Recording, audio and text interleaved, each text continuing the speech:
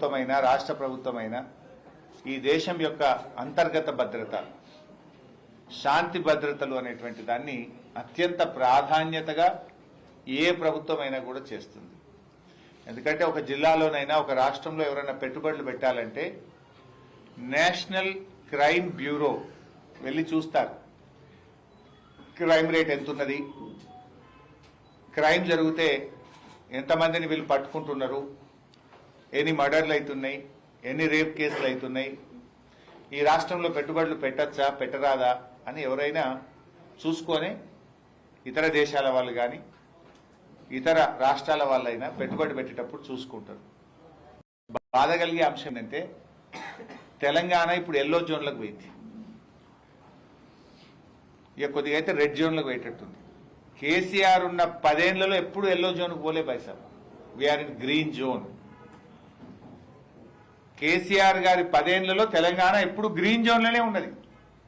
కానీ రేవంత్ రెడ్డి వచ్చిన ఏడాది కాలంలో ఎల్లో జోన్కు పోయింది. ఇప్పుడు రెడ్కు బార్డర్లు ఉన్నది. 4 రోజులైతే రెడ్ జోన్లో పెట్టేట్టున్నది.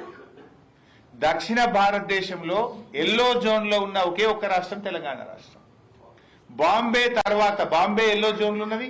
ఇవాళ తెలంగాణ కూడా ఎల్లో జోన్లకు పోయింది.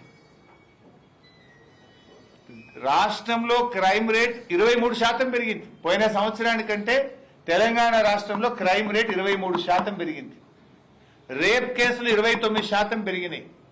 దళిత గిరిజనుల మీద రేప్ కేసులు 12% పెరిగినాయి. ఈ రాష్ట్రంలో ఎటుపోతుంది ఈ రాష్ట్రం? పోలీసులు మంచి పోలీసులు, తెలంగాణ పోలీసులు the best police in the country. ఒకప్పుడు గుజరాత్ వాళ్ళు, మహారాష్ట్ర వాళ్ళు తెలంగాణకు వచ్చి నేర్చుకుందరు. క్రైమ్ డిటెక్షన్ రేషియో మీ తెలంగాణలో చాలా బాగుంది, అసలు ఎందుకు ఇంత ఫాస్ట్గా మీరు దొంగల్ని పట్టుకుంటున్నారు, ఎట్లా పట్టుకుంటున్నారు అని మహారాష్ట్ర, కర్ణాటక, గుజరాత్ లాంటి రాష్ట్రం వాళ్ళు తెలంగాణకు వచ్చి నేర్చుకొని పోయింది. కానీ ఇవాళ ఏమైపోయింది? ఏడాది లోపలనే ఎందుకు ఇంత ఆగమవుతున్నది? మరి అదే పోలీసులు కదా, తెలంగాణ పోలీసులు దేశానికి ఆదర్శంగా ఉన్న పోలీసులను ఇలా రేవంత్ రెడ్డి గారి ప్రభుత్వం వాళ్ళని ఇతర అవసరాలకు వాడి, రాజకీయ కక్షల కోసం వాడి తెలంగాణ ప్రతిష్టను మంటగలుపుతున్నాడు. తెలంగాణ పోలీసుల ఆత్మ గౌరవాన్ని దెబ్బతీస్తున్నాడు ఇలా రేవంత్ రెడ్డి గారు. అసలు చాలా మంచి మంచి సాఫ్ట్వేర్ ఉండేది మన దగ్గర. హ్యాక్ ఐ, ఎవరైనా మహిళలు ఇంట్లో నుంచి బయటకు పోతే హ్యాక్ ఐలో రిజిస్టర్ చేసుకొని పోతే సేఫ్గా ఆమె మళ్ళా ఇంటికి చేరేదాకా పోలీసులు మానిటర్ చేసేవాళ్ళు. 23 లక్షల మంది మహిళలు హ్యాక్ ఐలో రిజిస్ట్రేషన్ చేసుకున్నారు. ఇలా హ్యాక్ ఐ అనేది బంద్ అయిపోయింది రాష్ట్రంలో. ఈ పెట్టి అనే ఈ పెట్టి కేసెస్ అనే సాఫ్ట్వేర్ ఉండేది, అది కూడా బంద్ అయిపోయింది. అరే కొత్తవి పెడతారా, ఇంకిన్ని మంచివి తీసుకొస్తారా? ఉన్న సాఫ్ట్వేర్ని ఎవరైనా బంద్ చేసుకుంటారా? ఈ పెట్టి కేసు బంద్ అయిపోయింది, హ్యాక్ ఐ బంద్ అయిపోయింది. అంటే రాష్ట్రంలో ఈరోజు పెట్రోలింగ్ వ్యవస్థ పూర్తిగా దెబ్బతిన్నది. డయల్ 100 కూడా చాలా దారుణంగా ఫెయిల్ అయిపోయింది. బీఆర్ఎస్ ప్రభుత్వం ఉన్నప్పుడు డయల్ 100కి ఎవరైనా ఫోన్ చేస్తే 3 నుంచి 5 నిమిషాల్లో పోలీసులు అక్కడికి చేరుకునేవారు. ఇవాళ డయల్ 100కి ఎవరైనా ఫోన్ చేస్తే దాదాపు 7-8 నిమిషాలు 10 నిమిషాలు పడుతుంది. మరి అప్పుడు 3 నిమిషాలకు 5 నిమిషాలకు వచ్చింది ఎట్లా? ఇప్పుడు 7 నుంచి 10 నిమిషాలు అయింది ఎట్లా? ఏమైంది? ప్రభుత్వం మారగానే మారుతుందా? అంటే అక్కడ టెక్నాలజీని సరిగా వాడతలేరు, అక్కడ స్టాఫ్ను తగ్గించారు, నిర్లక్ష్యం అవుతా ఉంది. ఆ రింగ్ టోన్ ఏందో పెట్టింది కొత్తగా 40 సెకండ్లు ఆ రింగ్ టోనే నడుస్తుంది. యాక్చువల్ డయల్ 100 చేసినప్పుడు ఒక్కొక్క సెకండ్ ముఖ్యం. ఒక్కొక్క 5 సెకండ్లలోనే అక్కడ ప్రాణాలు పోతుంటాయి. 5 సెకండ్లలోనే ఒక ప్రాణాన్ని కాపాడే అవకాశం ఉంటుంది. డయల్ 100 పనితీరు రేవంత్ రెడ్డి ప్రభుత్వంలో దారుణంగా పడిపోయింది. ఆనాడు 3 నుంచి 5 నిమిషాలు ఉంటే మరి ఈరోజు 5 నుంచి 7 నిమిషాలకు వచ్చింది. యాక్చువల్గా కేసీఆర్ గారు 9 సంవత్సరాల తన పాలనలో 15,000కు పైగా ఆధునిక ద్విచక్ర వాహనాల్ని కూడా ఆ రోజు కేసీఆర్ గారు అందించారు. పోలీస్ వాహనాలు కొత్త ఇన్నోవా కార్లు ఇప్పించారు. నెల నెల పోలీస్ స్టేషన్ అలవెన్స్ ఇచ్చారు. అదేవిధంగా ఎంతో టెక్నాలజీని అందించారు.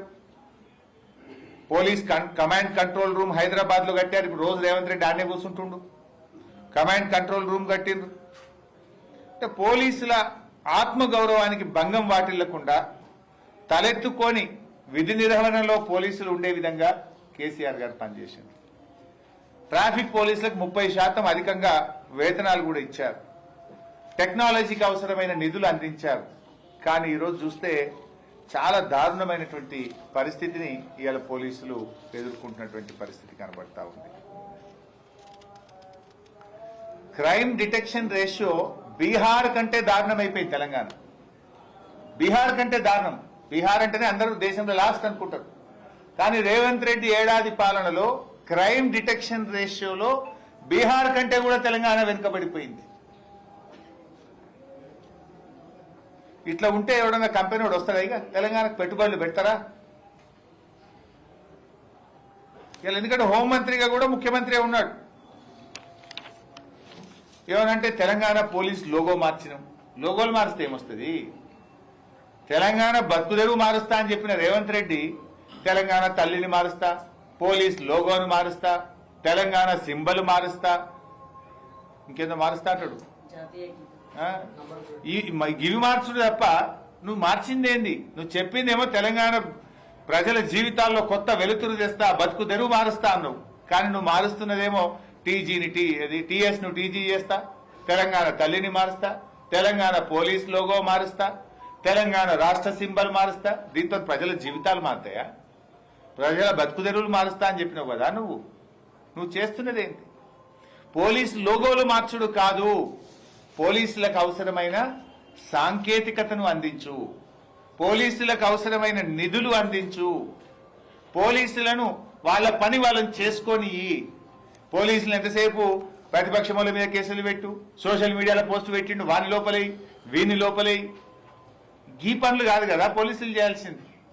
ఇవాళ సంగారెడ్డి జిల్లా కూడా చెప్పాలి. దానికి పోయే ముందు రాష్ట్రంలో అనేక సమస్యలు వచ్చినాయి. ఇవాళ రేవంత్ రెడ్డి గారు వచ్చిన తర్వాత రాష్ట్రంలో పోలీసులు ఇబ్బంది పడతా ఉన్నారు.